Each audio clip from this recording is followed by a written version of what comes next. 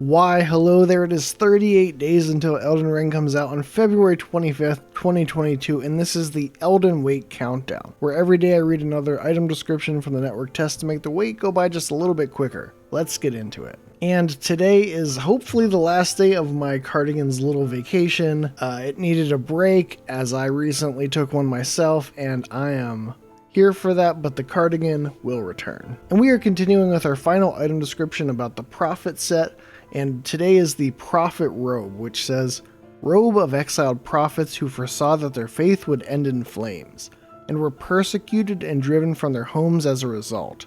Its fabric scrapes against their skin like a file, and the rickety cartwheel around their neck warns passers-by not to lend an ear to their meandering sermons." So continuing with the Prophet set item descriptions, we once again hear about these exiled prophets who were driven from their homes for claiming to foresee their faith ending in flames. They were blindfolded by the peoples of the lands between because what use is eyesight for those who claim to know the true path? Furthering the mockery, we learn why they bear the iconic wheel around their neck, and it is another diss about them talking too much.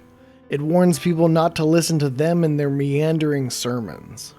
And as we wrap up this block of item descriptions, I want to reiterate that I love the venom coming from them.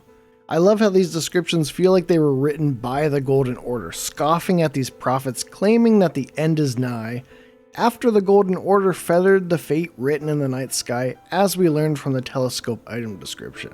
Again, it paints the picture of a society that is ignoring fate and burying their heads in the sand and ignoring omens like Margit being born, who is described as an ominous sign. You have these prophets and who knows what else the royal family was ignoring or trying to deal with instead of confronting the fact that the end was coming and they were just trying to avoid something that was fated to happen. And it's interesting to me that you have a god and these demigods who also cannot escape this fate, and I wonder who is writing this fate. Is this the greater will? What works are in place that are making this doom that their faith would end in flames, that the Golden Order would end in the shattering? It makes me wonder who is driving all of these things and forcing this to happen. Is this just the way the world works, like in Dark Souls, where Gwyn also was working against fate and trying to continue the Age of Fire? Is it something like that? Or is it something else where you have a more guided hand like the greater will saying that the end is here, and perhaps America and the demigods are just not accepting that? What existential threats exist in the night sky that they are trying to avoid, and what is it that made it so that they ultimately were unable to avoid it? These, of course, are big questions that we will not learn the answers to for at least 38 more days, and I expect that they will not be readily apparent as we are diving into the game, but it is something that I am looking forward to uncovering and unpacking as we get into the game in only 38 days.